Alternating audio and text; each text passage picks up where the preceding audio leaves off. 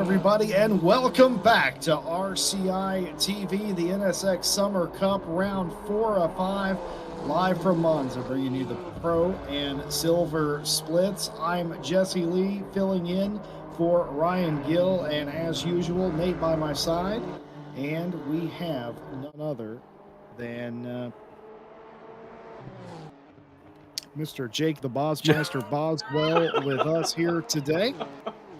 And Nate in the background there. Sorry, I had to switch pages there and did not like that. Round 4, deep inside the championship now, and perhaps the most chaotic, the most wild card-esque track on the schedule coming up for you here today. Of course, everything is done here today with live stewarding as well. Race number 4, a lot on the line for this championship standings coming up. Nate, it's going to be one of those days. You got to watch out for T1. You've got to watch out for traffic, and in equal equipment, you're really going to be stuck with a lot of your competitors today. Yeah, I think two things in life are certain: death and T1 accidents at Monza. T1 lap 1 accidents at Monza. It's bound to happen. I can't see from the competitiveness I've seen in the first 2 races, because obviously I missed the last one, unfortunately. With how competitive everyone is, I can see drivers going for gaps, and unfortunately those gaps are going to close and there's going to be carnage. So I will definitely intently be keeping an eye out for yellow flags after the first chicane. But do you have any predictions, Jesse? You were here last week, I was not. What do you think? I think it's going to be chaos down into turn 1. We saw just how scrappy some of these races can be. We've seen that consistently throughout this championship. I don't think anything changes today. If there is one concession, is that everybody is going to be feeling just about the same thing. Of course, they are free to set up their car however they like, but realistically in ACC, there's only a couple of ways that you can go about it and be really quick. So a lot of consistency in the setups here. I'm not seeing a ton of mistakes. We usually see some cars struggle here. This one doesn't particularly struggle around this track, the NSX. It's just not quite the quickest car, the sharpest car compared to some of the others, and perhaps also a little bit more drivable in the grass, apparently, as it turns out as well. I wouldn't have called that. What I'm looking for here is for anybody involved in the Pro and the Silver Championship, meaning that they have a realistic shot going into the final round next week. For me, it's all about survival here. It's if you have to back out, you have to know when you need to do that, because otherwise you could compromise your entire championship to here today. It is a bit of a wild card. It's almost like a NASCAR race almost. Yeah, I think the thing about Monza is, if you pick up that early damage or have the unfortunate early incident, there's very little chance for a comeback. The track, even though there's only a handful of corners, it's still difficult to make time, even though most of it is flat out, and that's why it's difficult to make time, because everyone else is sort of going at the same pace as you. There's not really a lot of opportunity for you to take a different line into a corner to make up time on drivers ahead of you. So like you said, I think if you compromise your own race through one way or another, you're going to be out of it for a good finish at this event. Yes, and of course we will bring you the standings of the championship after qualifying. Speaking of qualifying, coming up right after the end of this session, everybody on a lap gets to finish it here in practice, and it will be all the cars out on the track at the same time. 22 of them have made it to the track today, and we have seen in the past with RCI championships where late in the season Monza comes up, some teams elect to just not show up to that race, knowing that there is the potential of frustration there. It is that serious for some of these teams, but the majority of the field, of course, in action here tonight for the penultimate round of the championship. It will be interesting to see what Ertan can do. He's second in Pro and leading the practice session of 47.823 was the quickest time set. That is, of course, unless Peter Roche here for connection lost can jump from fourth to first. I don't know if he'll do that. In fact, he's coming to the pit lane, and that will just about end the session. Pitchick here in the 141, current leader of the championship himself. Actually, no, that's incorrect, I'm pretty sure. Oh, dearie me. Well, we didn't mention this. We hadn't got to that point yet. But there is the ever-present threat of weather. It was a completely dry practice. The day has changed over, and it is an absolute monsoon now. I saw the weather and I just had the biggest grin on my face. So, remember how I said it's inevitable there's going to be T1 carnage? If it stays like this for the race, I can see half the field being wiped out in T1. No remorse. Oh, dear. Well, our very rainy condition here, can't say that we saw this coming, but it is RCI, and weather is always a possibility, though it will give them some solace that in 30 minutes it's supposed to lighten up. That will do them absolutely no good in this session, however, hoping... Oh my god. Sorry, Pilbeam having an absolutely monster moment on his outlap. Oh, yeah, yep, that's the thing. You've had all this practice with a dry racetrack.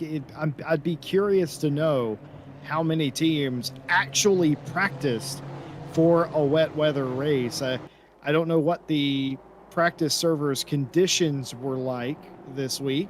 Of course, for those of you that are new, they get a week's worth of practice on the servers that are set up identical to what the race server might look like, so that they can practice the potential of what the race might look like, though it is random to a point, so you're never quite sure what you're going to get. Forrest Gump once said, life's like a box of chocolates, and so is the weather at an RCI race. So unfortunately today, I think they've got the solid dark chocolate one that nobody wants. I like that. That's a good analogy. I don't think... does anyone actually enjoy dark chocolate? Like, I'm kind of curious. Do you know what? My dad loves dark chocolate, and I'm going to give you a sappy story. My mother, not a fan of dark chocolate. My father was, and I would see them frequently in my childhood share chocolates together, and they're very yin and yang, and I think that sort of set the bar for me. It makes sense how they lasted for so long, and had so many kids too, but we're not going to talk about that. We are going to talk about the quick laps coming into the rain. Forget the 47 that we saw in practice. They're not going to get anywhere near that in this session. Pilbeam coming into the first chicane on the very first timed lap. It is so very critical to get the braking right on a lap like this in conditions like this. And now the second turn, a very long one, where we saw this car, in fact, a lap ago, go off, and Nearly's going to do it again. It's going to lose grip there. Not enough downforce in the 78. Nearly loses it, but saves it. That is going to compromise his lap time, and that will probably mean that those behind him will have an advantage. Certainly Pilbeam in the Seconda Variante, or the second chicane in English, a little bit more solid than the second turn. And now into the first Lesmo. Pretty tidy stuff, fighting the wheel a little bit, as you can see. And now into the second Lesmo, a bit of a tighter run with not as much runoff, getting all of it that you dare in the wet conditions, and down the straightaway, if you can possibly call it that, a straightaway with a dog leg and a dip, passing under the old banking and up to the world famous Ascari. Very difficult in these conditions as well. You still have to bang the curbs, unfortunately. And if you don't, you are going to be losing time. Get all you can out of this corner. Don't go too far. He doesn't. And onto the final straight, the back straight, if you will, into the Parabolica. And I will say it has looked like a treacherous lap. This is another flat corner here. What will this look like? A lot more controlled, but also very slow indeed. for Alex Pilbeam. It must be said, oh no, there it is, and there it goes, and he's going to lose it as he exits the Parabolica and onto the front straight, and that was a very treacherous lap around a very wet Monza. That was so unfortunate. He did so well to hold it through the well, technically the second corner, but third corner, however you want to go about it. But yeah, ultimately he did so well to keep it together for the entire lap, and then to lose it so close from home is massively frustrating. Pilbeam will definitely be kicking himself for that one, but you reset, you go again, you try and set the lap. Now you've had a go at a lap, or a lap in anger.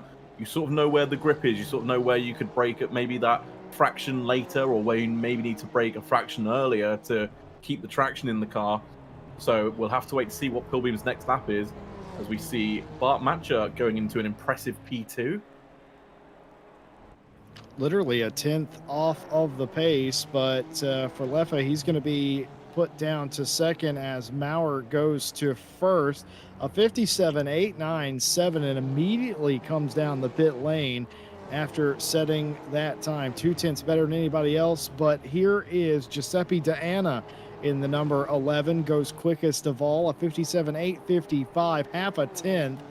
Actually, not even half a tenth quicker than Maurer, but that's all it takes as the lap times are coming down, but they are settling around that 57.8 mark. And what can Peter Roche do? Getting all sorts of sideways coming to the line. What's it going to be for Roche? It's going to be third, a 58.014. Just about 1.5 tenths off of the fastest time. They're all settling in to right around that time. I don't expect that to change too much. It will be a question of who can potentially get a low 57 or potentially a very high 56. I don't think in these conditions there's too much left in it. Oliver Critton here coming to the line for silver, has a lot to answer for today for the silver championship, and goes quickest in silver, a 58.617. That'll be what they're looking for. Bart Matcher thundering down the back here into the Parabolica for a second attempt. Be interested to see what the 404 can do now. Well, I'm looking at the timing screen, Jesse. They are 7 tenths up at the moment, which would completely obliterate everyone around them. So we'll have to see what it is when they come across the line, almost losing the back. Well, it looked like almost losing the back end. Parabolica proving to be very difficult in these conditions for these drivers. As we see Bart Matcher, there we go, a 57.5 from Bart Matcher. He shut me up. I was watching the lap unfold and I was like, oh, he's up. I was like, surely that's wrong. It's got to go down. And it started off at 4, rose to 5, 6, 7, and yeah, crossed the line. And well, Bart Matcher's gone straight back to the pits. Pretty happy with that. I think that will take some very spirited driving to beat. I'm going to have to agree with you there, Nate. I didn't expect that. A 57.5. That's almost heroics out here. Folks, it's very wet. This isn't light rain. This is consistent, I would say moderate to heavy rain. Everybody fighting. Peter Roche there hitting the eject button on that lap. He was certainly on it through the Parabolica, but it doesn't matter. Losing traction on the way out. We'll come back to the pit lane. I think that's the strategy here in these conditions. Go out, do a lap, maybe change some things. I think a lot of these teams are dialing in some downforce, to be fair, but some of the other ones are probably just changing tires, maybe changing the brakes or the brake pressure, something like that, maybe a PSI change, and keeping the same tires are going back out there. You're not going to wear a wet tire in this much rain just by doing one quali lap, so it's certainly mechanical adjustments being made. And certainly needs to be, because that lap by Matcher there, that 57.528 that's pretty insane. Tobias Hopner, who was 7th the last time by, has been bumped down to 10th and goes all the way to 4th, bumped down to 5th now, a 57.945, and a very nice lap by Hopner goes to pole in silver, and that's more like it as the times are coming down. And I did underestimate how much this track might clean up. I think that's what we're seeing here. Yeah, I'm watching the timing screen, Jesse, and everyone just going green across the board, but saying their fastest laps as they go. As it stands, Maurer is on an incredible lap at the moment, trying to see where they are on the track, just coming through Lesmo 2 at the moment. We'll have to wait to see how that one unfolds. But yeah, like you said, as we see Nico Kumpu go faster by 2/10 of a second. Oh yeah, Jesse, you're right. The track it's getting quicker. I don't know. I just didn't expect that, I guess, with how hard it was raining, that it would. It's definitely not rubbering in. That's the wrong word. It's not drying off either, which is an equally erroneous word. But what's happening is the water on the racing line is being dispersed. So you're getting a line that isn't completely covered in water. It's not pooled up, and they're getting quicker. That plus the more laps they're running too, heat in the tires is also helping on the treaded block tires. So all these things are coming together. A 56.946 by Olaf Leffe, the quickest lap by 3/10 over Adeberg Ertan. But what does Franz Maurer have? All the way to second place there. 2/10 off of the pace as well. You know what they say, things that come or that go away come back together in the end. What does Giuseppe Deanna have? Pole position, a 56.817, as the times continue to tumble down now from everybody. And Adeberg Ertan, for the third time, went out, set a really quick lap, and immediately went back to the pit lane. You're seeing that from some of these top drivers. Others, though, are continuing to pound around and get laps done. What can Bart Macha do? Former pole provisional in this session. What could they possibly have? By the way, Tobias Sontag has went back to the pole position in silver.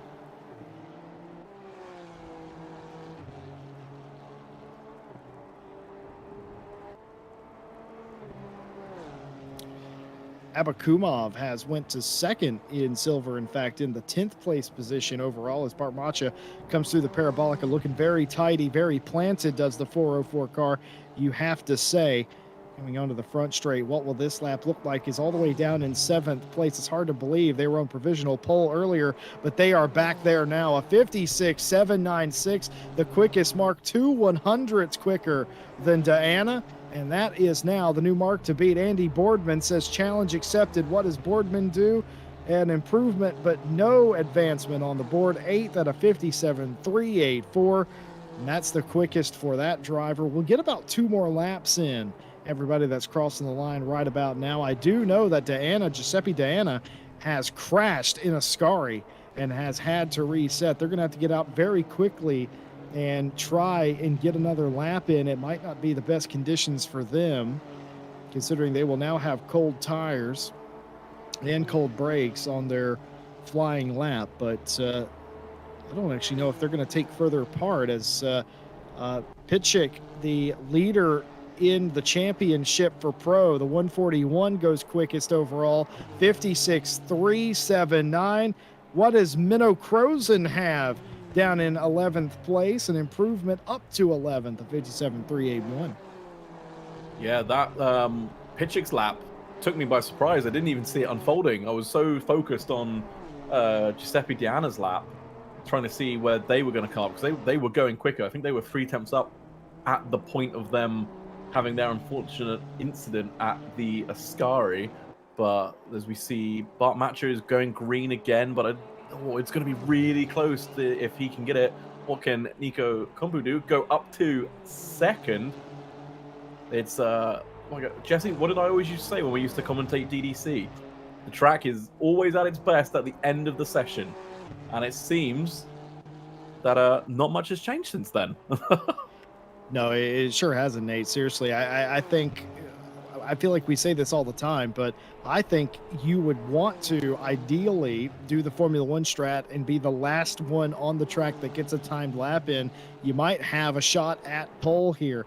Bart Macha currently third, Kumpu up to second and in the pit lane. So Kumpu will take no further part in this session. Pitchick still out on the track, looking to defend and potentially improve. Franz Maurer was looking to improve as well, but is behind another car and got a little loose in the Parabolica, and that will do them absolutely no good, as that lap ended up being about 2 tenths slower than their fastest lap. Haven't talked about Harley Chamberlain for the Jardier Community Team. Well, they have put themselves into the second place position in silver. Could they be looking for something more? Already ninth. What is this lap going to do? All the way to fourth and pole in silver, a 56.658. Everybody improving, and it is literally going to come down to the last possible car. The last car, by the way, is the 19. These guys coming to the line here. Atterberg, Ertan, this is their final lap.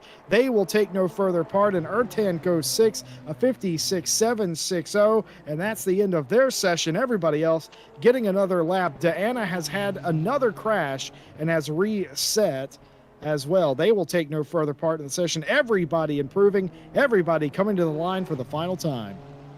Yeah, I'm watching the timing tables again. Pitchick 2 temps up, or 3 temps now on their lap, and Matcha also 2 temps up. It's really gonna come down to these final laps. Jesse, I'm on the edge of my seat. Well, Andy Boardman invalidated his lap and has returned to the pit lane, and you just saw Cormac Ryan Meenan go to 5th and 6th place. Bart Macha comes to the line, goes second. Not quite good enough. 27/100ths off Pitchick's time. And there is the state of it. Only a few cars left. Ola Pitchick still on the track, coming through Parabolica for the final time. Could this be an exclamation point in the championship, in the qualifying session for Ola Pitchick for Pitbull Racing? This is looking good. Mighty Tasty. What will it be on the line? It is not an improvement.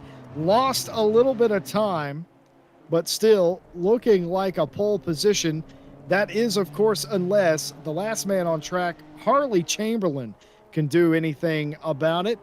Got up inside the top 4 and has decided to abort the lap. Pitchick is your pole sitter, and Chamberlain your pole sitter in silver in 4th place. That was very spirited stuff. Yeah, honestly, I say this every time, but every time it's true. I had no idea where everyone was going to end up. I mean, we saw Giuseppe Diana take provisional pole, and look at them now, down in 8th place. It's been such a crazy session. The rain has definitely made it a lot more interesting. Well, speaking of interesting, we have a championship fight. This is the penultimate round of the NSX Summer Cup, and we have championship standings for you. Here is how they are looking for after 3 of 5 rounds coming into today. Ola Pitchick leading the championship at 157 over Atterberg Ertan 155. You wouldn't need to be a mathematician to know 2 points is literally a position around here. Actually, it's a bit less than that, in fact. And they are locked into that battle. And only 10 points behind Ertan is Peter Roche, 145. Gets a little bit wider behind them. Simon Bauer, Valentin Barrier, Minnow Crozen, all the way down through Deanna, Boardman, Leffa, Maurer, Kumpu, Cider, Macha, Van Kampen. And of course, we have some cars that are no longer involved in the championship, the exception of being Cormac Ryan Meenan, who is here today and is looking to pick up some positions. Everybody behind them has not taken part.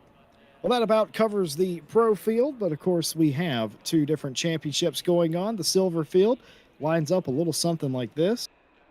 A massive lead for Olivier Crichton, who has 188 points, to Alex Palma's 158. A massive gap there. Certainly playing defensive should the 38 today, with everything to lose and not much to gain. I tell you, someone who does have something to gain, 3rd place Tobias Sontag is definitely well within striking distance of Palma.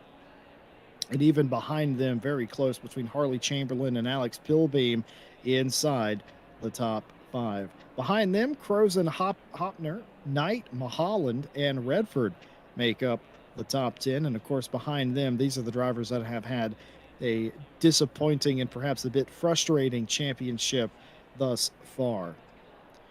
Well, that pretty much sums up the championship. 2 rounds left to go. It's anybody's game in pro, and a lot of positions can be changed around in both pro and silver. Nate, I'm interested in your take. What do you do today if you have the championship lead in your respective categories? How do you protect it today?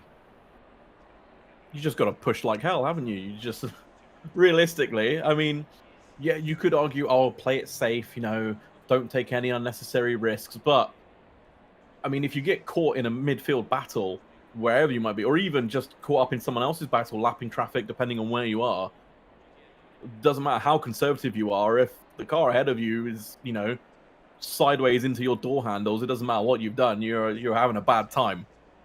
So I think you just realistically have to go out there, just give it everything you can, and then leave nothing on the table. And then if it all goes wrong, you can say, well, I tried. Personally, I think that's what I would do now. If you'd asked me a couple months back, I would have said, oh yeah, take it easy, slow and steady, tortoise and hare. But no, I think you just have to go out there, give it everything you've got, and then if you do give it everything you've got and you take the win, it's just so rewarding. There's so much satisfaction in it. Well, I'm actually gonna say the opposite, Nate, because we're very yin and yang in this booth, and I'm gonna go opposite. I think if you have a championship lead here, you have to protect that. You have to be defensive, not offensive here. But the problem with being defensive is, in part of the reason I think a lot of people favor the offensive strategy is if you are defensive, you put yourself in very difficult situations. Well, I think still that is the right strategy for this racetrack, but only time will tell. I don't think most of these teams know anything about defense. They're all about offense. Certainly, if you look back at the past 3 weeks, that certainly seems to be the tail of the tape. Well, if you're looking at the grid that Mr. Jake the Bosmeister Boswell is walking you up through, you'll notice that, well, it's not raining. There's no precipitation from the sky. The windscreens of the cars are still a bit wet, though, from that qualifying session, but the track is dry. Not only is it dry, it's optimum, 31 degrees on the track, 26 ambient, and a 5-kilometer breeze blowing across the front straightaway. That is doing absolutely nobody any good. That certainly will not feel good exiting the Parabolica, and that certainly will not feel good trying to break down for the first chicane. But beside that, they went from dry, optimum, to pretty damp conditions, and now back to dry. And you have to wonder, the other elephant in the room, Nate, is how are they going to do, considering they qualified in the wet, and this is not necessarily their pace in the dry where they've qualified. I feel like there's going to be a lot of movers. Yeah, it's definitely spiced the field up. I mean, some people, if you follow me back to race 2, I definitely on a Deanna hype train. I'm riding this to the moon and back. You can't get me off this one. But I would say Deanna's out of place based on what I've seen of them. I could be completely wrong. Like I said, I missed last week. I didn't see how they all performed. But yeah, like you said, the rain thrown up a couple of surprises. Your pace in the dry does never reflect your pace in the wet, and vice versa. So we'll have to see. I hope we see some good, clean racing, but I have a feeling some people will be frustrated from qualifying and might make some, shall we say, optimistic moves. Well, I can help you with that, Nate. Giuseppe Dana was not in the last race, had to sign out for that one back this week. So certainly being thrust into the deep end today. Of course, we are reading the chat, as we always are here at RCI TV. People in chat, Pillbeam mentioned earlier, hope you don't miss my car. Mate, the space station could not miss your car. It's absolutely bright green or yellow, depending on. It's yellow. It's the sun, Jesse. Come on. It's definitely bright, Alex. I will give you that. Oh, it is the sun. It is. Yes, it's the sun. I didn't. Oh Jesus! I didn't understand that. That's what it's going for. It's highlighter colored. We'll put it that way. It's highlighter colored, and there's people on the space station that are watching the race today. Thanks to you, Alex. Also, other comments. From sun to rain to dry again. Well, that's because, of course, practice, quali, and the race are on separate days as the days roll over. So that's how you get that weather pattern. And certainly in the practice servers, that will have been encountered at some point, but certainly a lot of nervous drivers here. And it's races like this where you're never quite sure. It's what makes Formula One so interesting, isn't it? Where they qualify the day before, especially in places like Malaysia and China, rains a lot. And the frequency of that rain, sometimes you get that in qualifying, you get a mixed up grid. You go green on race day and things are optimum, and you got people having to come through the field. We expect to see that here today, but this man, Ola Pitchik, has the best view, and that is a view that doesn't have cars in it. It's going to be very important for him to get a run down into turn one cleanly, but Barmacha will have none of that. Will certainly challenge the championship leading driver. And of course, the problem with Pitchik is he has everything to lose. Yeah, I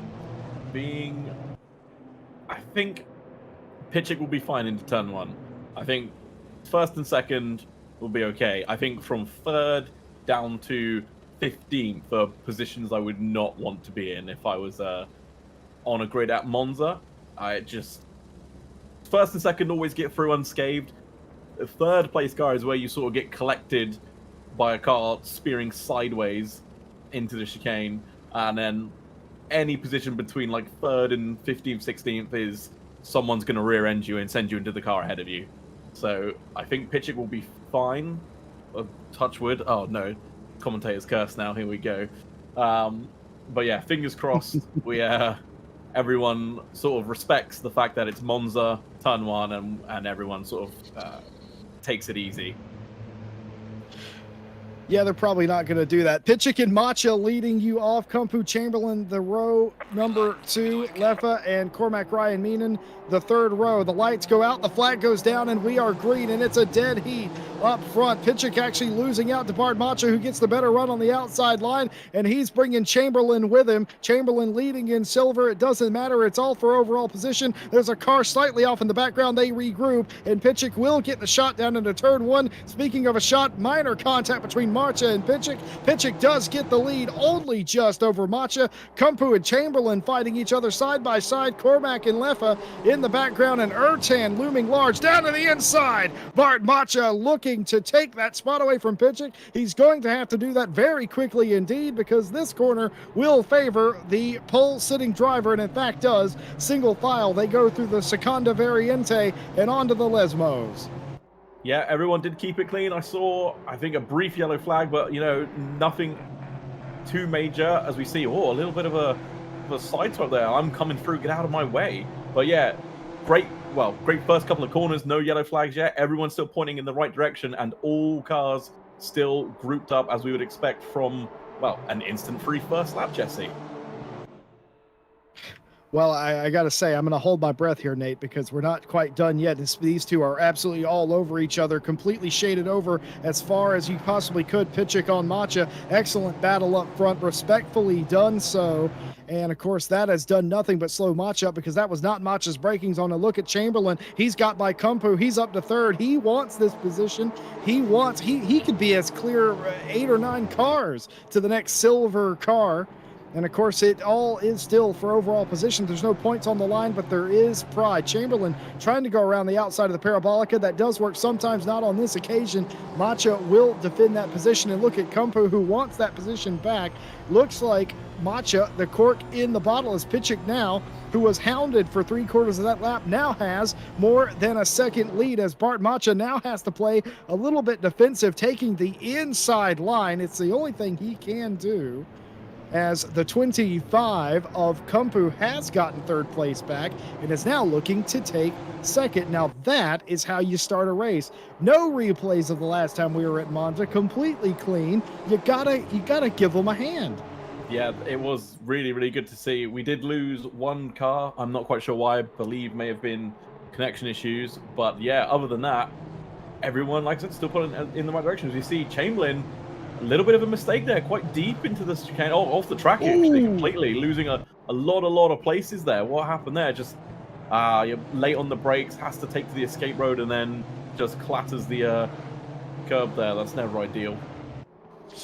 Well, I don't mean this in any particular way. I mean absolutely no respect or no disrespect to Harley Chamberlain, but some folks wonder what differentiates a pro driver from a silver driver.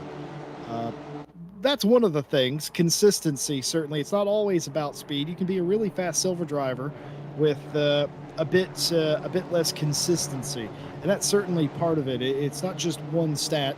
You can be the quickest driver in the world in a time trial scenario. That doesn't mean you know how to race in an hour race, does it? So, all of these things, of course, with RCI's ranking system, that's how all of that's determined. It's by several factors, and I hate to say that Harley Chamberlain's silver placard caught him out there, but it certainly looked like it. Sounds like a little bit of a jab there, Jesse. No, no, no, no, Are you absolutely, being shady, Jesse? absolutely not. And Nate, I would appreciate it if you moved on. That's fine. As we see now, where are we? Chamberlain just, well, not quite on the back of it, but we see a nice battle for, I believe this is 5th place here between Chin and Ryan Meenan, Oliver Leffy, who's gone a bit Ooh, wide there. That's, well, that's ended that did battle. he did he go wide by himself there? I looked away for a split second there, Nate. I was looking at the timing beam, so I also didn't catch it. Oh dear. Uh, you did mention the 27 that had a disconnection. They are sitting in the pit lane. I think they're going to be able to rejoin in the race. There will be several laps down, obviously, but they will be able to rejoin. I want to talk about the 18th place car, the number 95 of Redford. They were in our chat earlier saying that watch out for them today. They have absolutely nothing to lose. Well, they were dead last at I think at the second sector of lap one. They're all the way up into 18th now. And Sontag in the 223 is down into 19th. So certainly something has happened. And Kierton, by the way, in the 38 is down in 20th.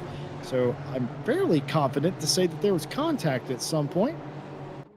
Yeah, looking at the spread of how far back Curtin unfortunately is, I would hazard a guess and say yes, but I didn't see any yellow flags thrown up, so I know that's the strange part. We didn't yeah. catch that, so it's all just speculation.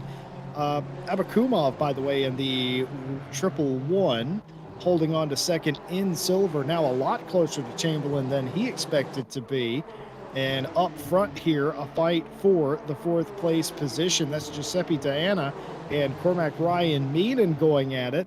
Diana did not get as many qualifying laps or as many quick laps as they would have probably wanted, but it hasn't really hurt them too much as they are threatening for that position. Oh, something has happened to our leader, Ola Pitchik, because now Bart Macha has caught him. And not only Bart Macha, that's Kumpu. Yeah, so I can only assume because, like you mentioned on after the first lap, Pitchik had a nice lead, but it was Matcha and Kumpu who were sort of battling each other, and it seems now that Pitchik has had an instance somewhere and has fallen now back into the clutches of Bar Matcha, and I would not. What's the word I'm looking for here? Basically, I don't think Matcha is looking to relinquish Pitchik as fast as he did last time, so he's going to be hounding the heck out of the back of that car. Well, the thing is, maybe Pitchick's car is just not quite as quick in this particular phase of the race. Remember, it is an hour 15 minutes of racing time, 75 minutes for those of you that prefer not having a colon in there. And I have been told by some of our stewarding team, by the way, this is live stewarded. I don't know if they'll have too many things to look at from that opening stint. They were hoping for a quieter night than they had previously had, simply because they had lower stewards on staff to deal with it, and I think they've had their prayers answered a little bit as well in that regard. Pitchik hasn't had his prayers answered. He had nearly a 1.5 second lead. Well, he certainly doesn't now. Bart Macha breathing down the back of his spoiler. Meanwhile, this land rush back in the field as Chamberlain has either fallen further or Abakumov has come up. One way or another, a change for the lead in the silver class. New leader, the triple one. Yeah, I'm not quite sure maybe it's just that, like you said, the pace advantage certain people have at different stages of the race. Again, I would imagine coming from low fuel qualifying run in the wet to a full fuel car in the dry feels very, very, very different. And it may just take a couple more sighting laps for the drivers to get their wits about them and just resettle into how the car feels under them. I tell you what, I don't know what car it is. I've just had a peek into the steward's box. They are looking at an incident involving a yellow and white NSX that is facing completely the wrong way into, I think that's Lesmo 1, in fact. I can only assume. But I think that might be our incident with Kürten in the 38, unless I'm very much mistaken. Either way, there are pending penalties, certainly, because you don't get that backwards like that without some sort of help, certainly. Well, the battle up front continues. The battle here between Diana and Ertan does continue as well. That's actually Kumpu, in fact, that Giuseppe Diana is racing, trying to go around the outside. That can work, but to get that to work, you have to pin that car on the inside to the inside of Parabolica. You cannot allow them to have the middle of the track, but it's not going to matter either way. Giuseppe Diana still hanging on to the outside now. This will be Kumpu's corner. And there is Ataberk Ertan coming into the picture. Well, we predicted that it was going to be a close race, and through the first 10 minutes, it certainly has been. Yeah, it's been fantastic. Unfortunately, we do see slow car of Sontag, unfortunately, doing their own thing, but the rest of the field, all bunched up. We got a nice few battles spread evenly throughout the field for different positions, so hopefully, wherever we look, we will always see someone trying to fight someone else for a position. Van Kampen and Crozen here going at it. I love to see it. I love to see the moves. That lets you know that they have confidence in the race car, that they can make moves and they're going to have grip. And certainly it is pretty ideal, to be honest. 30 degrees C, optimum track temp, and certainly a lot of these cars do seem to be handling really well. And looks like Crozen leading a Jardier community team train back there. And the 111 is not done. Looking to, actually, I think, letting Peter Roche go there is actually what Abakumov was doing.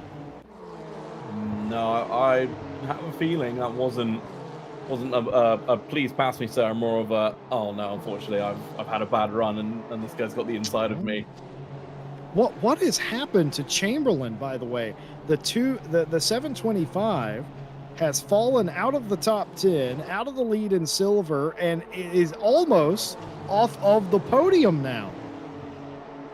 Yeah, they must have had some instances, but we've just not caught them. We've been so busy watching, well, the battle for first of all. Nate, is it, speaking of the battle for first between the 141 and the 404, Pitchik and Macha side by side, I think Macha might actually have it this time, though unfortunately the corner is going to bend against him, and I think Kumpu is going to go with the 141. If he can hold on to this, Macha, he might have a shot into the Seconda Variante, but I'm not sure that he's going to. Actually, he is. He's going to try and break as late as he dares to get into the Seconda Variante, and he's done it now. The 404 for connection lost. Bart Macha, the new leader of the race, 12 minutes in. And what does that mean for Pitchik? What does that mean for Kumpu, who now is trying to get around him? I wonder if Kumpu actually might be the quickest of the three right now. Well, Kumpu's obviously seen Macha dispatch of Pitchik in difficult fashion, but got it done. And now Kumpu must be sitting there thinking, well, hold on a minute. I was all over the back of this guy, so surely I'll be through in a few corners' time. But as we've seen, Pitchik very good at defending, and might I add as well, very clean defending, no contact from any. As we see, Kumpu going really wide. Whoa! Oh, we're going to see that again. Way too much curb, I reckon. Yeah, just got over the sausages, Nate. Oh, he's so lucky to keep that out of the wall. Oh, that was ridiculously close. But Nico Kumpu, unfortunately, following his teammate and going nowhere apart from backwards. Well, that is not what the going nowhere driver wanted to do. He's certainly he's gone somewhere, mate. He's gone backwards, and that's certainly not what he wanted to do. The good news is no damage, no real damage to the tires either. I wouldn't reckon there, and certainly didn't hit the wall. So it's all about recovery at this point and getting back up there. But for Bart Macha, it's 1 second clear of the field, and the connection lost. 404 getting away from him. But this man, Adalbert Ertan, I was just going to say, Ertan and Cormac Ryan Meenan have actually caught Pitchick now. Do you know what I was thinking about Harley Chamberlain? As there's a little bit of contact between Boardman and the 25 of Kumpu. And I think Kumpu is going to accept responsibility for that, and in fact does, by letting them back through. Of course, Kumpu, knowing the RCI rules of you could potentially skirt a penalty or at least get it reduced if you are a bit nice, but he's going to get punished. He's going to get punished by, I think that's the 21 of Roche, who had contact with him. That is Roche. Oh, just sliding it in there was the 21, Nate. That was unfortunate. I did think that after he let, who was he racing against? Sorry. I completely forgot. Was it Cedar? No, it was Boardman. It was Boardman. Apologies, Boardman, it was yeah. Boardman. Once he let Boardman through, I thought he's left himself vulnerable to Peter Roach here. And then, yeah, unfortunately, he had left himself vulnerable. And, wow, we all saw the end result of that one. That's mighty devastating to go from challenging for the lead to unfortunately falling all the way down to 19th place. I would have to assume for Roche that's going to be a sizable penalty for you know, look, you have to have some merit that the pass could be made clearly. I'm not sure. Again, we only get the one angle, though. The stewards get all the angles. They know better than we could ever know. But I just that did not look like a intellectual challenge. We'll put it that way. It was. I just think it was a case of losing sort of where you are in relation to the track. Oh, that was a bit of a squeeze. Oh, Pitchick with the solid defense there sends Ertan off. Ertan couldn't hold on to the position, and now Cormac Ryan Meenan says, well, if you're not going to pass him, maybe give me a shot. Yeah, it was like I said earlier, a couple laps ago, it's been hard defending, but it's been very, very fair. I mean, you have to know if you're not quite alongside the car you're trying to pass, that they will always squeeze you out. Sometimes it goes in your favor, sometimes it doesn't. And you always run the risk of squeezing them a little bit too much, and then, unfortunately, they run out of road and don't give anymore, and then you end up taking each other out. So it's a game of cat and mouse, but Pitchick seems to be playing it to perfection at the moment. We were told by some NSX drivers that also happen to be part of the stewarding team and the staff here at RCI that there is, and I quote, no way anybody can make it to the end on fuel here. Everyone's going to have to come in for fuel at some point. And I suspect, as considering it is 75 minutes, tires as well, there'll certainly be some people that try not to do the additional tire stop, but I reckon a lot of the field will in fact do the tire stop, as completely sliding into the corner there was Cormac Ryan Meenan. Gets it stopped in time, mind you, as Ertan does get through. And now Cormac Ryan Meenan in the 12. His job to get around Pitchick now, but of course that's Giuseppe Diana behind him as well, who's looking to take him down to the inside. A late move by Cormac here. How many times have we seen this? He's going to make it happen, but he might get past himself, and in fact he does. Giuseppe Diana, using them as a moving chicane, is going to get a position. Olive Leffa is going to do the exact same. Everybody getting around Cormac Ryan. I mean, that's the second time in as many laps we've seen a move not come off in that corner on Pitchick, and it's going to cost them. Yeah, unfortunately, I mean, it looked like it was almost said and done, but again, these two drivers gave each other racing room. Unfortunately for Cormac Ryan Meenan, he maybe gave a little bit too much room and allowed Pitchick back through, and then the contact on the exit of the chicane very, very easily could have turned Pitchick around, but it was I believe, some skillful driving to keep it pointing in the right direction to carry on the race. But unfortunately, yeah, Cormac Ryan Meenan had lost 2 places for that. Folks, we do have penalties coming in. We know that. We do have some stewards' decisions. It's actually quite a sizable list. The problem is we can't tell you any of them because they won't stop going side by side. And we'd rather give you the call of the race than go over the penalty list. We will get to that at some point, we promise. But as long as Giuseppe D'Anna is side by side with somebody else or anyone, that will be delayed. You will see penalties show up on the screen. We will get them to you once the drivers calm down. They are going to calm down, right, Nate? Well, I hope for our sake they're not. I've been enjoying this. It's been fantastic to watch. But I was having a quick scan over the penalties, and did I miss Giuseppe D'Anna and Ertan getting past Olaf Pitchick? That just happened, yes. No, I did miss it. I was very confused, and I looked up and was like, hang on, Pitchick's no longer second. What has happened here? Yeah, so Ertan got around a lap ago, and Giuseppe D'Anna got around in the Prima Variante there on this lap. So that taken care of, and that doesn't amuse or help this man, Olaf Leffa, or Cormac Ryan Meenan. Cormac Ryan Meenan's going to be steaming. He was next in line. He could have been third, and now he's 6th instead of 3rd. That is unacceptable for Cormac. At least in his head, that's unacceptable. Yeah, you can see him darting to the left and then tucking back in and then pulling out again. It's all in the mind games as we see an overtake in the middle of Ascari. That will be impressive if you can pull that one off. There was contact! There was contact! I was just going to say, I thought that there was no way there's contact. And now the leader in silver, the 111, has gone hard into the barrier. That's heavy contact. Yeah, they're still there as well. Oh, no, disastrous. It was so close. Like I said, it would have been very, very impressive if he pulled it off. But unfortunately, the contact has definitely put a little bit of a sour tone on that one. As we see, are they going to go 3 wide into turn 1? No, Cormac Ryan Meenan is going to just hold. Do you know what just happened? Do you know what just happened? I do apologize. There's so much going on. After all of that, Abakumov is now completely crashed, just now going through the Parabolica. Harley Chamberlain somehow is now the leader in silver again.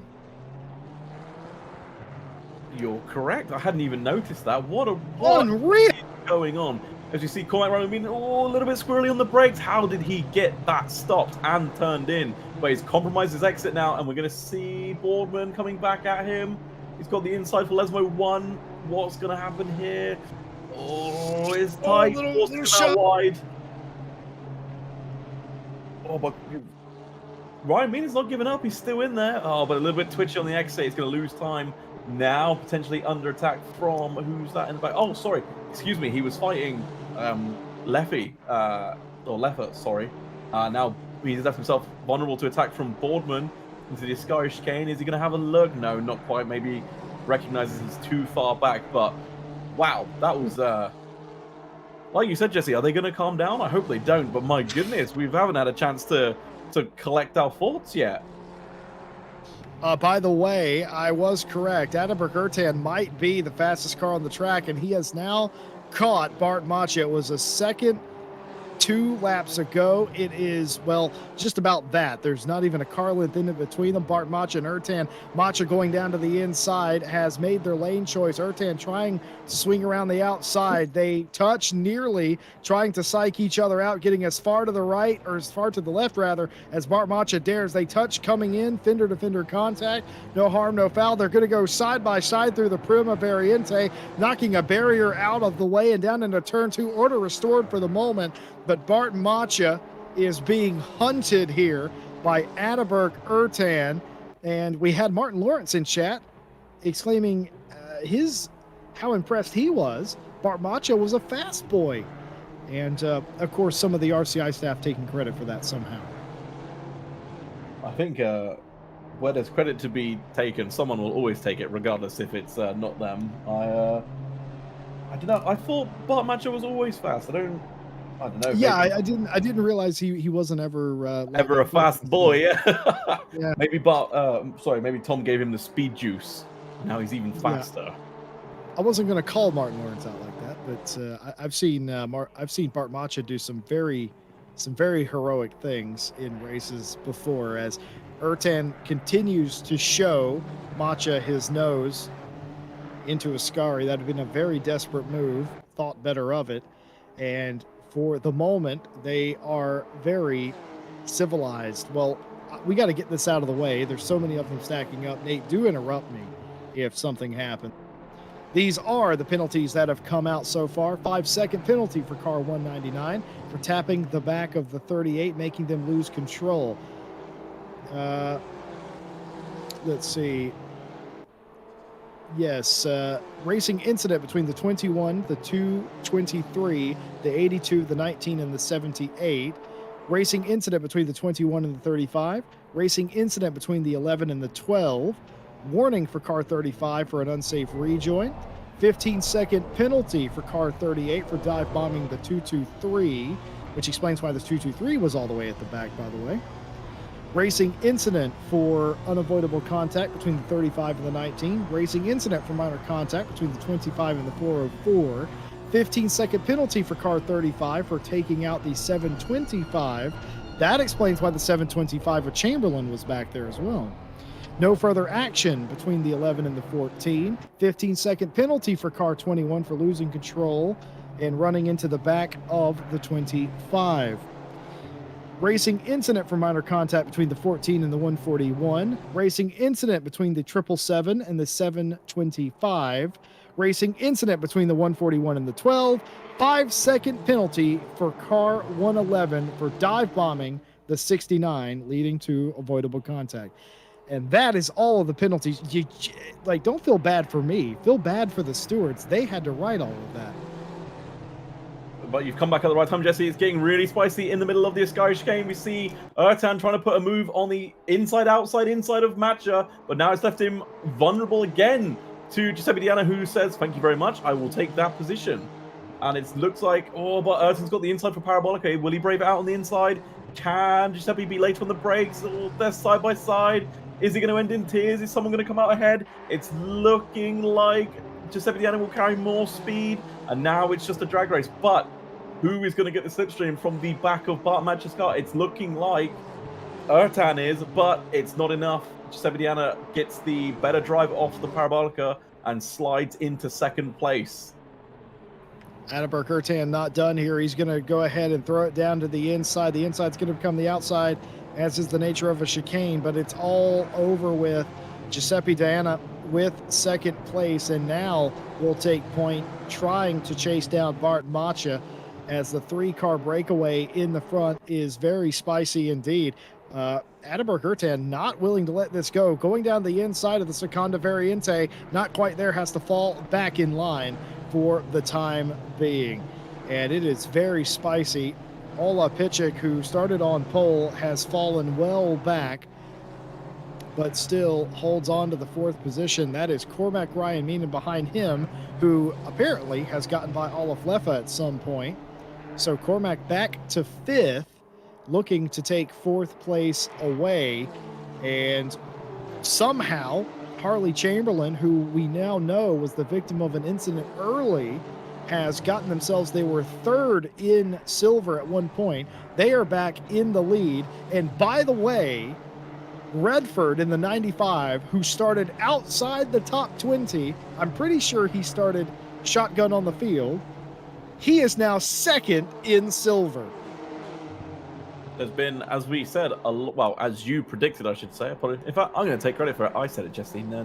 I like a callback. That was nice. No, but as you predicted, there's going to be a lot of movers in this race. Qualifying definitely put a couple of people out of position who, I mean, obviously people have their strengths and weaknesses, and some people quite clearly better in the wet than they were in the dry here at Monza. And other drivers, as we've seen, the big movers, better in the dry than they were at the wet for qualifying. So we will have to wait and see. Wait, is that Bart Macho who's just been passed by Giuseppe Diana? Yeah, that was a move for position. What happened there? Well, I think Bart Macha just got in the same way that Ertan got a lap later. You see the 11 take the lead. Giuseppe Deanna, the new leader of the race, the third lead change in the past 25 minutes. Folks, if this doesn't turn you on, I'm afraid you just don't have a switch. This is excellent racing. Like a Nintendo? Is that what you mean by I mean what I mean, Nate. that? But yeah, see, I'm back on it. I told you I'm not getting off my train. I'm on this Diana hype train. I'm taking it and running with it. And apparently, Diana's going to take the lead and run with it as well. Already pulling out a sizable gap from Bart Matcha. But now we see Ertan again all over the rear wing of Matcha, but struggling to find a way past. Is he gonna brave it around the outside? He is. Oh, Oh, that's really close. What are they gonna do? Are they gonna make contact again? No, March is gonna relinquish the position, thinks better off it, and well, oh. Ertan takes the place. I just spat all over my my monitor that I'm watching this race, and if that came across, I do apologize. I did not expect that to. It's such good racing, good drivers showing us what they're made of, and it. I would rather have a field full of drivers that can race respectfully and do things like that in a Scari than have some of the faster drivers that maybe they get in over their heads a little bit. Perhaps I love a bunch of drivers that can race each other. Ertan Macha will have had some experience racing one another. As by the way, Cormac Ryan Meenan has gotten up into the 4th spot, pitching down to 5th place, and it doesn't really get any better as Roche is behind him, albeit with a 15-second penalty. Roche will not care too much about that penalty. For him, it is another position.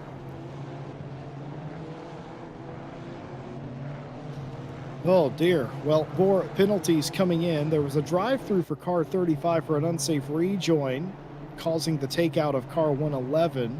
That position not returned. So a drive-through for car 35. That was on lap 11, turn 11, and I believe that was already served by the 35. No further action for minor contact between the 12 and the 308. 5-second penalty for car 308 for pushing the 12 off the track while overtaking them. Racing incident for minor contact between the 14 and the 404. And a racing incident also tagged as hard racing between the 14 and the 404 racing incident. Disqualification for car 35 for exceeding maximum penalty points. Jeez, that's never something we like to see here over at RCI. But unfortunately, if you are deemed too dangerous for the race to continue with you in it, you will be unfortunately asked to park the car and spectate. Well, Lucas in chat says, what about a GTR Cup? Don't tempt us, Lucas. We've done crazier things, and we got some fans in chat of some of the drivers. Love to see that.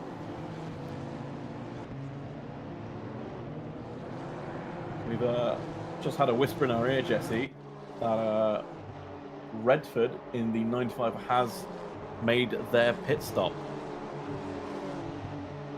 I'm not too surprised about that. We're close enough to the halfway point. Go ahead and get that sorted out. You know that it started in complete cloud. It was completely cloudy at the start of the race, and now as the afternoon and evening rolls on, it's actually gotten progressively less cloudy. It's still mostly cloudy, but the sun is now peeking through. The track's getting cooler. You kind of know what you have at this point in the race, so come in. Probably get tires. If I was to assume, I would certainly get tires in this situation. Wouldn't want to be out there for 75 minutes on the same tires in a race like this. Certainly, we said at the beginning of the show, somebody will attempt to not do that and just take the minimum amount of fuel, but they will certainly be a little bit off the pace at the end, especially if you're in a battle. Why not take the tires and take the upper hand, as undoubtedly some will do. Pit stops open. or no pit window, rather, I should say. So the pits are always open around here. And if I had to guess, you're going to see the majority of the cars come in around the halfway point. That would be my plan, but I have it's a weird one. I've seen people make strategies that I could only dream of work, where they put in. Oh, there's a bit of a hip check for you, Jesse. And Ala Pitchik's going to hit the eject button on that one. I don't know if the stewards are going to appreciate that, by the way, because they gain time doing that. Yeah, but they will look at that. They were sort of sideswiped off the track. I don't think there can be too much grumbling for that one. What I'm interested in right now, Nate, and this is very mysterious. Giuseppe D'Anna leading this race by 1.6 seconds over Adalbert Ertan, but Giuseppe's YouTube account is in chat cheering on Giuseppe. So somebody in chat has said double D'Annas, and you're correct. That is true. I'm assuming that is a loved one or a family member of Giuseppe D'Anna. What if Giuseppe D'Anna is two people? One of them is called Giuseppe, and the other one is called Anna. That's also a possibility, but I hadn't considered that. Now that you've said that, that sounds very possible. We got some fans for the D'Anna team. Forza Minato Bofa, the team name of the current leader of the race. But I have to assume that is a family member or loved one of Giuseppe D'Anna. Otherwise, you're just cheering for yourself, and that's a bit like being in a band and wearing your own T-shirt. You know what I mean? What's wrong with that? People need to know what band they've come to see, Jesse. Do you know? I think usually when I go to see a band, it's on the ticket stub, man. What if you lost your ticket? Well, then you didn't get in to see the show. The 141 of Ala Pitching has just been under attack this entire race. Peter Roche, who has that 15-second penalty, is not being deterred at all from this fight. And I almost think that Ala Pitching just kind of allowed Roche to get beside him here, hoping that he was still alongside him for this corner, and in fact was. But I don't think it's going to matter, as he's actually going to get tagged here a couple of times. Olaf Leffa gets through. Andy Boardman's going to be through, trying to stop the bleeding from Boardman, and Boardman's not going to appreciate that. That was a very risky defensive move from Pitchik, and that will do nothing but rile Boardman up, and that's the last thing you want to do. Yeah, it's just I always say it, I always go back to it. I always use my own experiences in sim racing and events. I mean, I'm nowhere near as quick as these guys, and nor anywhere near as talented or had nearly as close fights as them. But in the few fights I have had, like, just little instances like that get you riled up. Like, you don't want to. You feel like you have a point to prove. You're like, okay, well, you can't just do that. I'm not going to let you get away with that. And then you drive a bit harder. Me personally, I end up overdriving the car and just hitting the wall because I'm a bit of a moron. And again, these drivers are much more measured, as we see Boardman going down the inside of Parabolica and seemingly getting the place done. Boardman will be happy with that after being delayed. And honestly, when I'm racing against people that I feel, which is more often than not, when I'm racing against people that I feel have more skill than me, my number one job in my head is I don't want to make anybody mad. Because the last thing I want to do is impact somebody's race that I know is quicker than me. I've always hated multi-class racing, being in the slower car and having contact with a faster group of cars, because you feel lower than dirt sometimes. It's like, oh man, what if I lost in the race, or I took them out of the race, and stuff like that. So number one job for me as a slower driver, as I usually am, is don't make anybody mad. Yeah, I agree with that. Not making anyone mad is definitely a good rule of thumb, not just for sim racing. I think that applies to real life as well, Jesse. Oh, in real life, I don't really care so much. You know, if you get mad at me, look, there's worse things going on. Look at the news. Adalbert Ertan in pit lane and out of pit lane with his number 14. And the sequence of pit stops do continue. We've had several cars come in, by the way. The 25 has been in. I'm pretty sure the 38 was just in the pit lane as well. And everybody cycling through. I don't think the 725 or the 777 of Mulholland's been in. What we're looking for is Redford in the 95. He's down in fourth place in silver, 15th overall. He was the very first car to pit on the cycle. And here is the leader of the race, Giuseppe D'Anna, in the pit lane, right on schedule for their stop.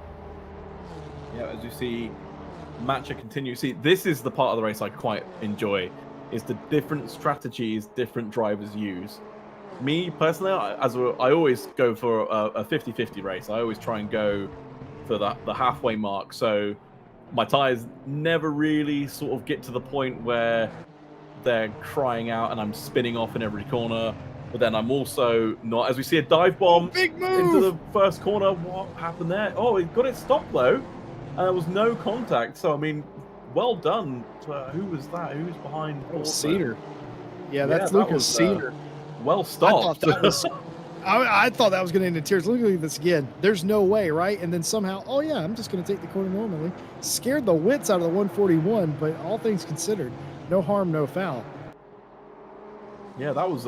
I'm impressed they got that stopped, because I feel like, Jesse, you can agree with this. If that had been me or you, we would have pressed the brake pedal and absolutely nothing would have happened, and we would have shot into a poor victim just trying to take the first corner normally.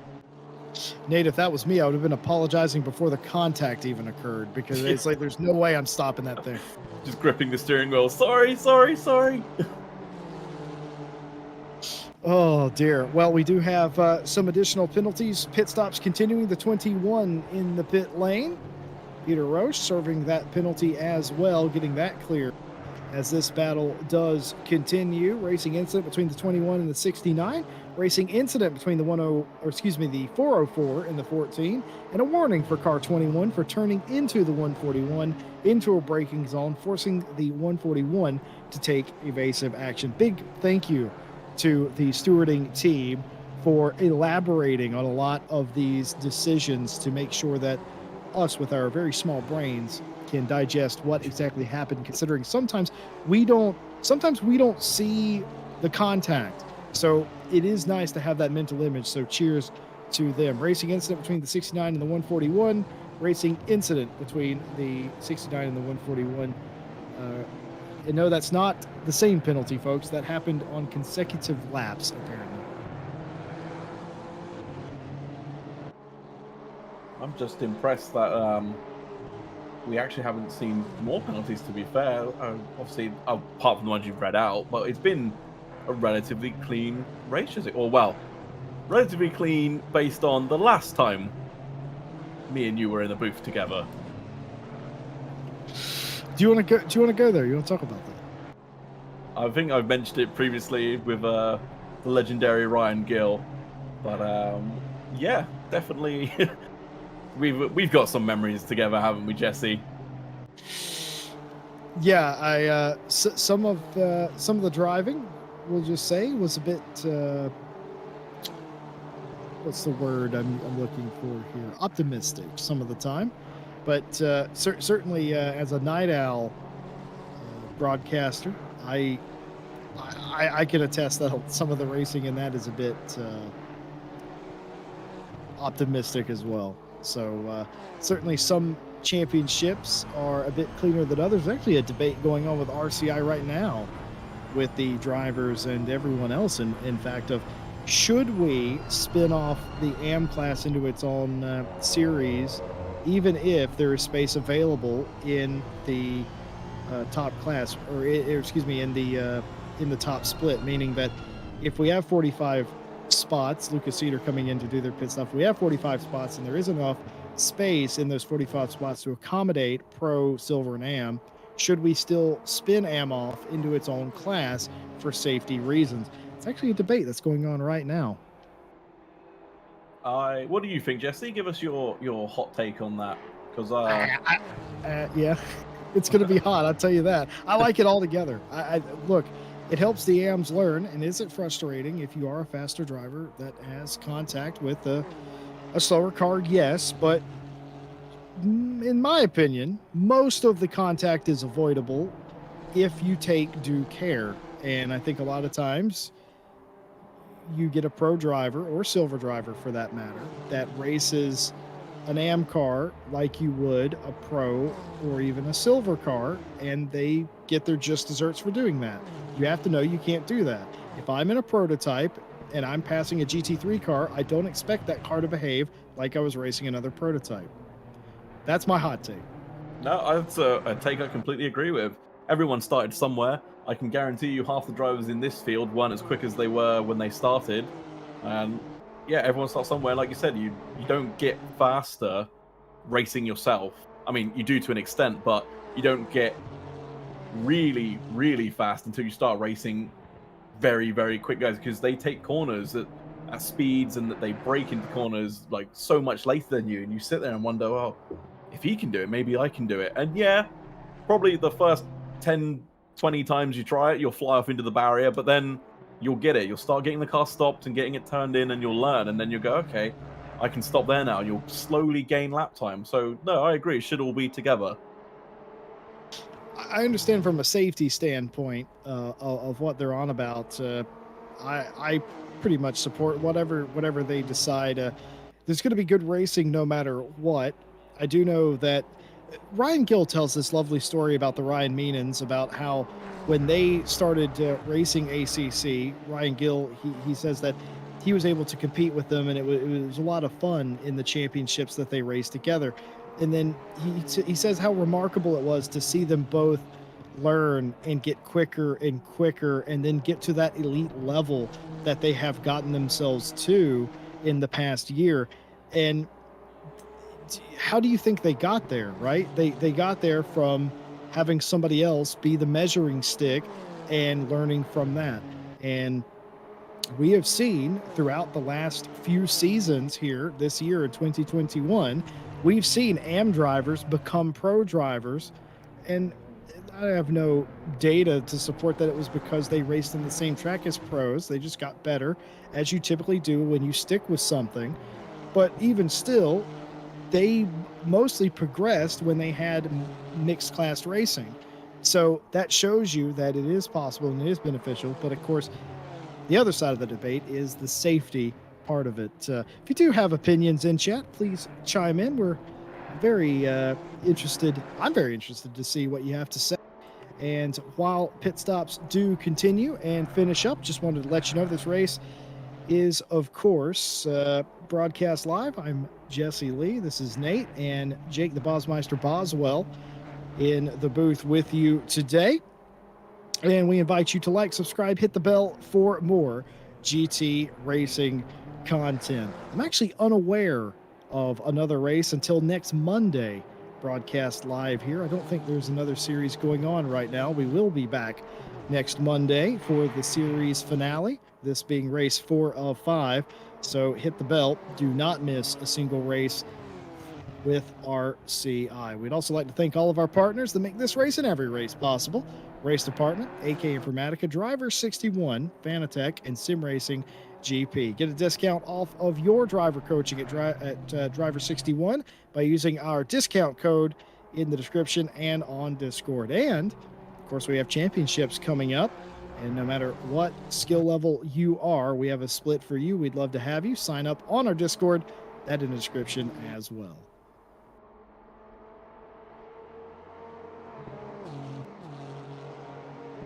"28 minutes left in the race. Bartmaccia leads, but has not pitted yet. I was told there is no way anybody can make it on fuel today, but now I am suspicious because there's no way Bartmaccia was that far off the pace now that I think about it. And there's also no way that Pitchik was that far off the pace. Are they trying to make it, I wonder? Well, like you said, the man, the myth, the legend, the matcher himself said to us that there's no way anyone can do the full race. So maybe he was lying? Maybe he was no, do you know what it was? I got it. I figured it out, Jesse. I humongous galaxy brain. Matcher fed us the information so we would broadcast it.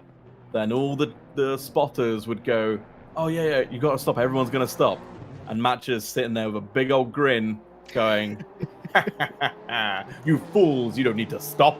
And he's gonna run away with it. But it seems that Cormac Ryan Mean is wise to the mythic Match's tricks and is following him lap for lap. So we'll maybe they're just gonna wait until the very, very end to make their stops. But are they losing time to the people who have fresh tires? And well, that's if they do take tires though. We always have this debate.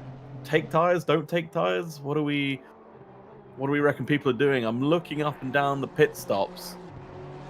We've had a 56-second stop, which I would definitely say is a splash and dash. But there's a couple of long stops, so I'll have to ask them after the race. But yeah, there has to be. There's no way Bart Matcher could make it. I don't think there is either. I think he was telling us the truth. He also said that taking tires, he reckoned, would actually be faster on the long run if you didn't get stuck in traffic. And if you weren't stuck in traffic, taking tires was the right decision. So that's interesting. And I am very interested to see Matcha go as long as he is. Of course, he is a master of strategy. We've seen him pull some things out of a hat. They might as well call him a magician. So we'll have to see exactly what he has figuratively up his sleeve. I went a little hard with the magic references and puns there, as Cormac is catching Bart Matcha up front. Olive Leffa in third has not pitted either, and I'm pretty sure Boardman hasn't pitted, as most of the rest of the field has. Chamberlain has a massive lead over Mulholland in the silver class for the moment. And actually, now that I think about it, I don't think any of these drivers have pitted. I think Giuseppe D'Anna in the 11 is obviously the leader of the cars that have pitted in the 9th place position. So 8th to 1st have not pitted yet. Which is going to be interesting again. Not sure if D'Anna took tires. See, the problem is, so Mike Redford was one of the first people to stop, and they have a pit stop time of a 1:14.8, as we see some sideways action into the Scottish chicane there from Nico Kumpu on a recovery drive. Unfortunately, had a bit of a tangle with another driver earlier. In fact, it was the one and only Peter Roach, who he's just passed. But oh dear. Yeah, so Mike Redford first to stop, 1:14.8. Oh, a little loose there. It's going to lose it off the track. He just got in there a little too hard, did Kumpu. Oh, but now he's got the exit. Oh, there's definitely no love lost here. 4-ways flashing on Roche. That can only mean one of two things. Hey, I'm going to let you go here. Or an apology, perhaps. I'm not sure. That's typically why we hit the flashers in racing, is that if we're trying to communicate something. If you were trying to tell somebody to pass them, you would motion them with your turn signal, which they do have in these cars. But the 4-ways, generally speaking, is an apology. Yeah. Actually, I'm going to get off topic a little bit here, but sort of not. Are you an indicate the direction you want the car behind you to pass, or are you an indicate in the direction that you are putting your car? Do you know what? It depends on what track I'm on. If no! I am, here's the thing, and I hate to do this. I indicate when it's obvious that I'm trying to get you to pass. I will tell you where to pass me. But if it's not obvious, I am indicating where I'm staying. And I do that from quite a long distance away. There's been, at the Nordschleife, I have literally had my indicators on for laps at a time, indicating that I'm staying to one side of the track for faster traffic. And that's when I would use that. But if I just want you to pass me, I'm going to tell you to pass me. And that is wrong, folks. You should always indicate the direction you're going the way you would in traffic.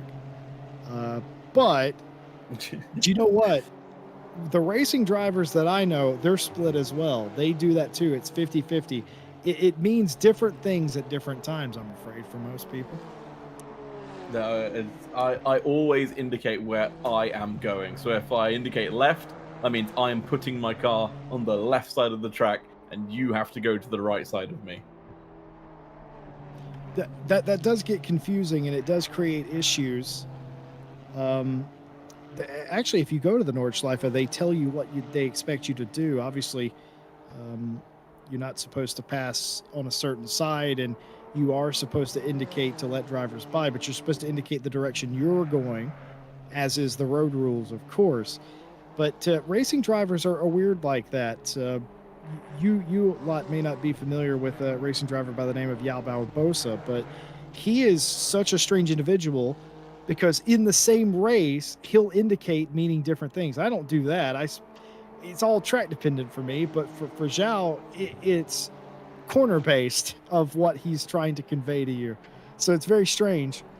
Racing drivers are definitely a different breed for a reason. That's a no. We're triggering the chat here, Nate. You're Everybody is triggering me, Jesse, with your incorrect way of signaling. Listen, it's if professional drivers do it, it can't be that wrong, can it? Ah! Wolf Matushka, imagine not indicating where you're going. That's like it's. Imagine being at a set of lights and like indicating to We're the not left and then talking just about a turning traffic. hard We're not right. talking about that. Yeah, We're but talking about a who closed does racing that? circuit. Who does Racing that? drivers, we've established that. Everybody in chat does agree that it makes perfect sense to take tires in this race. I'm glad that we agree upon something. By the way, I'm not saying that that's not wrong. It is wrong. You should always indicate the way that you're going. But quite frequently, that isn't how it's done on a closed circuit, I'm afraid. Well, I like Joe Gleason here. Joe Gleason, funny joke. Thank God it's a Honda champ. If it was a BMW champ, no one would use indicators. oh dear. It's getting a little weird. Final 20 minutes of the race, just after 6 p.m. in sim time. The track tip continues to drop 28 degrees C, 26 ambient. Track is still optimum. The wind has picked up a little bit, I've noticed, and it is now blowing down the front straightaway at 8 kilometers. So it will be slowing the cars a bit down just a bit. This is the leader of the race, the onboard Connection Loss Racing 404. Bart Macha still yet to pit, but so is the first 8 cars. What are they thinking here, Nate, staying out this long? Wow. I would imagine they're thinking that they're going to have the fresher set of tires at the end of the race, where it's a little bit cooler, so they'll last a little bit longer, and they can just go in and pump in quali laps, lap after lap after lap, to either regain positions they've lost by staying out for so long, or to build gaps that they gained from staying out for so long. It's one of two sides of a coin, I believe, Jesse. I like our broadcaster, Jake the Bosmeister Boswell, reckons that Bart Macha is full of it and he's not taking tires and he's going to go for splash and dash. And that might be a race-winning move. I just got to address chat real quick. Folks, I don't do that on the road. That's silly. On a closed racing circuit, I'm telling you, there's just as many racing drivers that indicate the wrong way as there are that do it the right way. Nobody's debating on when you're on a street, you indicate the way you're going. That's nonsense. Of course you do. We're not talking about that. So you understand how ridiculous you sound. I never said it was right. I know it's wrong. I'm just saying that there are your blinks can mean different things at different circuits. That's So all I'm I just saying. imagine at Le Mans, right? An LMP1 car races up to a GT3 car, and the GT3 car is like, yeah, just go to the right. That's really funny, Nate. You think anyone at Le Mans knows how to use turn signals? I mean, I've seen it, but then I did also watch the Le Mans just gone and watched a car careen into a stationary car that was in the middle of the track, and you could see this car from like 5 miles away. So I don't know, maybe you're By the way, is... Nate, I hate to turn this into a podcast, but actually I don't care at all if I turn this into a podcast. Was this year's Le Mans not a bit stale? The first couple laps were good. Right. So the 23 odd hours and a bit stale. I thought it was as well. The couple of interesting points in that race was how many times the seven bended and still ended up in the position they were in. And if you Oh, haven't see, I'm watched gonna the race, I'm be not going to spoil it, but that and the Corvette charging back up and actually at least threatening in GTE Pro. But other than that, it was just a bit stale for me. I'm gonna say it because I don't care. Le Mans is the top tier of Le Mans right now is boring as hell because it's just Toyota racing themselves. Like it's like being in a one person race and winning and going, yeah, I won. Like it's like I don't understand. Like okay, yeah, like you got To be Glickenhaus fair, there. I would still celebrate if I I mean, if I okay, yeah, won. like don't get me wrong. Congratulations, they built a car that ran for 24 hours straight. That is impressive. But they had no competition. Like I don't get it. It's just I mean, yeah, okay, Glickenhaus was there, but the Toyota is a hybrid four-wheel drive missile, and the Glickenhaus is a car that didn't exist a year ago, like from a privateer team that doesn't have big manufacturer backing. And it's just it's I yeah, okay, they're the same category, but they're not it's not the same. And Toyota didn't win at all while Audi and Porsche were there. Well, it very nearly did that one time until it decided to not have fuel in it on the final lap of the race. We don't they don't remember that Le Mans very much for some reason. I'm not quite sure why that is. I'm actually not a big fan of Glickenhaus these days. They made some very disparaging remarks about a month ago, and Oh yeah, we I, all I saw I that. I feel like that's unforgivable. Did So you to Glicken, well, Bart Macha has pitted, and back on I topic? think, yeah, I think that that was exactly like Jake Boswell said. I think that was a splash and go for the connection lost car. Okay, but the gap is only 8 seconds. So now Diana has well, 15 minutes to close 8 seconds. And where are they on the time screen? Let's see their laps. Okay, so we'll have to wait for Matcha to complete not this lap he's on, but the next lap to see where he stacks up against Diana's time. Because Diana's last lap was a 48.3, which is going well. Whereas Ryan Mean is also in the pit, so I can't compare that lap time either. But let's have a look. Well, we're being told in our ears, Jesse, that Matcher is in the 149s at the moment, so a little bit slower than Diana. So oh, it's going to be close unless Touchwood one of them makes a mistake, which I hope they don't. I want this to go down to the last few laps. But yeah, it's going to be interesting as 48.9 from Matcher. Hmm.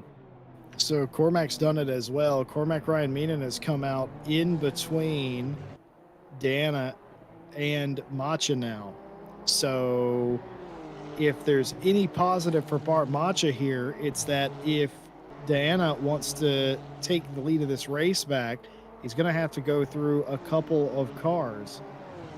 And now only Boardman and Leffa are still yet to pit.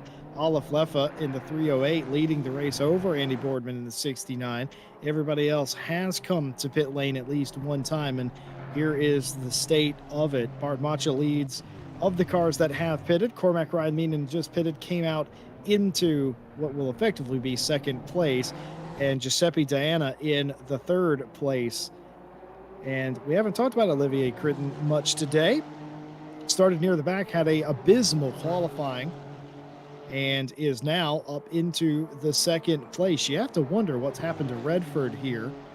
Redford was as high as second in that class, now all the way back in fourth place. But Olivier Kierton on the back of, in front of Roche here. Roche is going to want to get by. Be interested to see if Curtin allows this to happen or not. Certainly doesn't like they're laying over for a car that has a 5-second penalty. And of course, Kürten themselves is about 8.5, give or take, seconds behind Harley Chamberlain in the 725, as both Leffa and Boardman are in the pit lane now. So Jesse, I'm excited. This is better than Le Mans. Get no argument from me. But I really want to see. So, are we absolutely certain Deanna took tires? I'm trying to. Yeah. Okay. Yeah. Absolutely. Looking at the times, there's a 1:08.9 for Deanna's pit stop and a 47.6 for Ryan Mina and a 47.6 for Ryan Min and a 46.7 for Bart Matcher. So are the tires going to be fast? I mean, Matcher himself said taking tires would be slightly faster and then did not heed his own advice. So let's see. The gap's come down to 4. Maybe it wasn't an 8-second gap then, but the gap is down to 4 seconds, Jesse. Yeah, I think strategy is one of those things that changes, right? It changes depending on your situation. Macho was in a situation where he didn't feel like he could outrun Diana and had to do something different. Well, unfortunately, that compromised the finish of his race. That's why he ran so long. He wanted the least amount of time out there getting run down. And I mean, he's getting run down the whole time, obviously, but now he has sort of the car in the rearview mirror, and the gap is halved in a lap and a half. It's as simple as that. Macha is going to have a lot of work to do. Like I said, the only solace that Macha has is the fact that Ryan Meenan is running second now, and Giuseppe's going to have to go through him, and there's no way Cormac's going to lay over, because Cormac would very much like this position. All I know is I might not be on the broadcast next week. Ryan Gill should be back, but I'm definitely going to be watching, because this is going to completely change this championship. Yeah, maybe if we give you an RCI t-shirt and a ticket, you can come in the booth with us and remind us where we are. Do you know what I'll do? I'll pit report for you. Yeah. Well, maybe we'll run it past the infamous Mike Jones. Question in chat, what's on deck for the next Monday championship? I have an idea, but I can't tell you, unfortunately. You're going to want to see it, I'll tell you that. You have an idea? Do you know? Is this like top secret confidential RCI material, no eyes other than authorized personnel? So you know, like whenever a game's being developed and they haven't completely settled on the textures and the aesthetic yet, but they've already started building resources. Oh, so you mean every game that isn't like Bethesda or EA? Wow, you just kind of put it out there, didn't you? But yeah, that's what I mean. I have an idea. It's going to be one of the things that was discussed. We just don't quite know exactly which one it's going to be. Either way, some fantastic stuff coming up this fall for the Monday Championship. Got some other great things going on too that have already been announced. Of course, the Endurance Championship that will take over on Friday. It's going to be fantastic stuff. Longer races, going to be fun. Hang out with some of the different teams as well. Get their opinions mid-race. Talk to different drivers, driver interviews. It's going to be fun. It's going to be a little bit more relaxed, a little less, we'll say, broadcasty than some of the other races, but still, it's going to be top notch. You're going to want to see that, and that starts in September 12th, September 11th, September 11th actually is when that starts, now that I think about it. And that, 8th. I've been told by Jake Boswell that starts the 8th. I'm glad I didn't set my calendar to the 11th. You're going senile, Jesse. I feel like we have this conversation every time I'm in the booth with you. Oh, yes. I forgot. God, say it. No. I was talking about the Friday championship. Jake Bosmeister Boswell was talking about the Wednesday championship, and that is indeed the case. But either way, Great stuff on deck in the month of September and beyond. Just don't indicate the wrong way or the RCI staff will crucify you. It's because you're wrong. Never said I wasn't. Phil Roberts in chat says Bethesda bad. I don't know why there's a lemonade argument going on, but all better than Le Mans. I see what's going on in chat here. Chat's getting unruly here towards the end of this race, I think. We've started some fires with the indicator and chat and the Le Mans chat and look. Oh, carry on, Mr. Jesse. No, look, I accept that indicating the wrong way is wrong. You need to accept that this year's stop doing it. This year's Le Mans was a bit ginger beer. You do accept that. I'm going to get through some of these because we're going to need. Actually, there's only one on here now that I think about it. It's racing incident between the 21 and the 25. That's the only incident that's come through in the past 20 minutes. The race has certainly cleaned itself up as the field has thinned itself and gapped itself. There is no gap, however, between the top two, and you can see Diana in the background as well. This is about to get spicy for the final 5 minutes. Diana just looming, but definitely catching. The gap is coming down. It was 4 seconds to Ryan Meaden. It's now 1.8. So where are the lap times? So, well, Bart Matcher last lap a 49.6, Ryan Meaden a 48.9, and Diana a 48.4. So over a second quicker than Matcher and a smidge over half a second quicker than Ryan Meaden. So I got a feeling, though, Diana might just run out of laps. I don't think they are going to run out of laps. I think, however, we are going to have a visit from our good friend pending post-race penalties here in a moment. I just get that feeling, I'm afraid. Ooh. Jesse in direct communication with the stewards, I see. No, that's telepathy because I don't think the three of these come together without contact. Oh, really? Yeah. Ooh, we'll have to wait and see what happens. Just a quick one, though, and then I will put this to bed completely. Actually, I shall wait to see what happens into turn one, as we see Ryan Meaden edging a little bit closer. But those of you in chat who did watch the first few hours of Le Mans, what do we think of the Sophie Flores? I can't pronounce her last name. I'm not German. But the Sophie incident. I want to kind of get a couple of opinions on it because it's dividing a couple of people I know.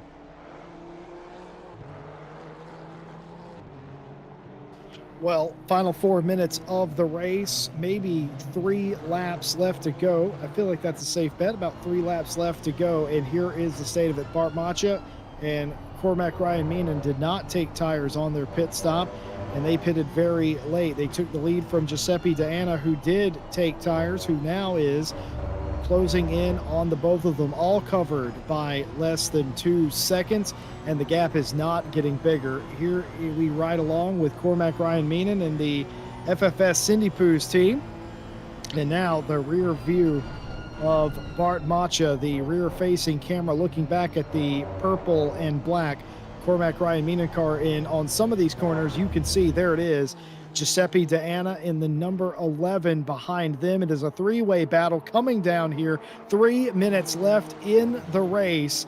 Who is going to win it? Cormac Ryan Meaden looking down to the inside of Parabolica, showing intent, showing the nose, but nothing doing this time by. They should get 2 to go this time as they round the front straightaway. Giuseppe looming large, coming into about 1 second gap as they all thunder down the front straight. It is going to have to be a brave move from somebody here to get this done. Cormac would very much love this win. Bart Matcher is going to be heavily defensive, and in fact is down into the Prima Variante for the penultimate time. Very close stuff. All that's going to do is help Giuseppe. Doesn't get clear as Bart Matcher as they continue side by side. Here's Giuseppe in the background. Will they take it 3 wide? No, they won't, and he will get clear, will Bart Macha. Looking for space is Giuseppe, can't find it. Blocking the inside lane, looking really deep into the corner is Cormac. They all sorted out single file as they go through the Seconda Variante and up towards the Lesmo for the penultimate time. This is going to get very close. Gentlemen, hold on. This could all end in tears. Yeah, this is absolutely fantastic. There's a slow car ahead.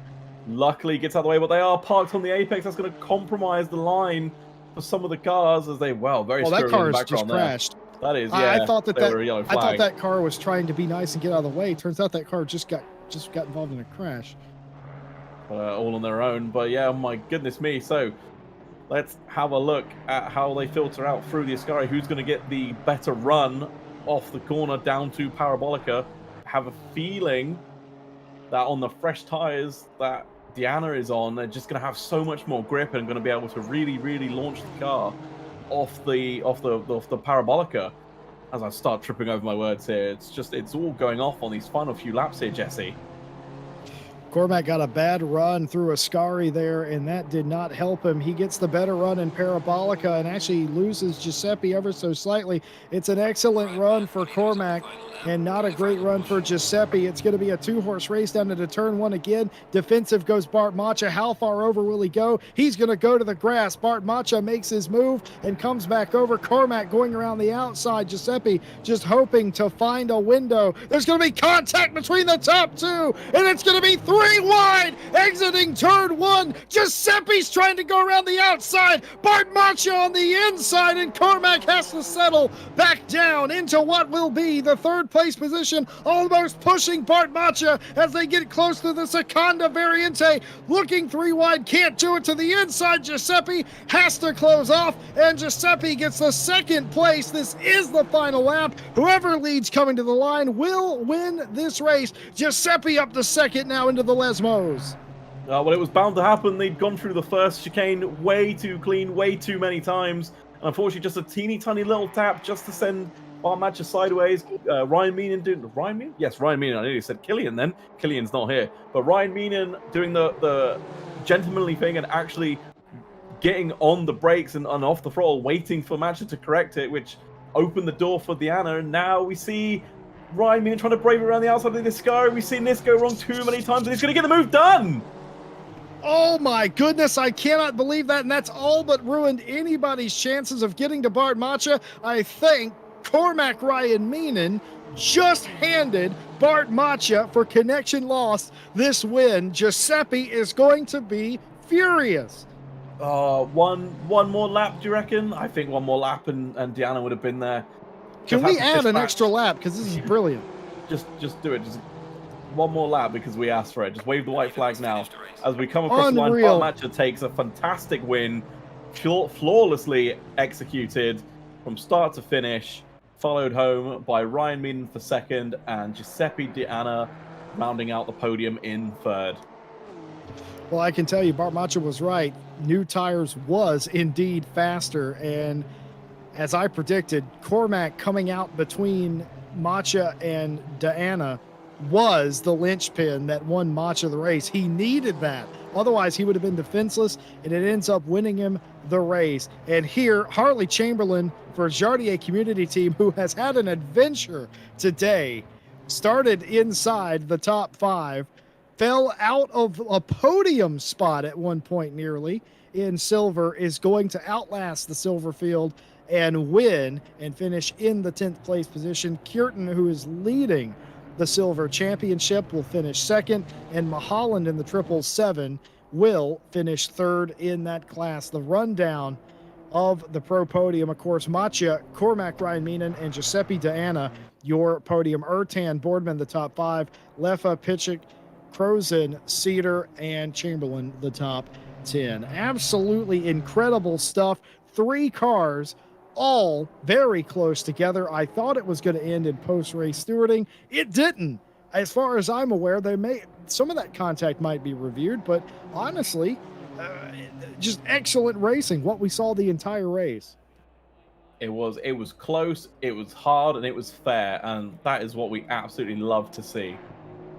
But like you said, the there was no big. Obviously, we had the small nudge from Ryan Meenan on Matcha, but even then, they got it sorted out. There was no sort of unfair or desperate move, shall we say? It was, yeah, the last 10 minutes was fantastic. That whole race was pretty heroic, folks. If you've got friends, send this race to your friends. They won't believe it.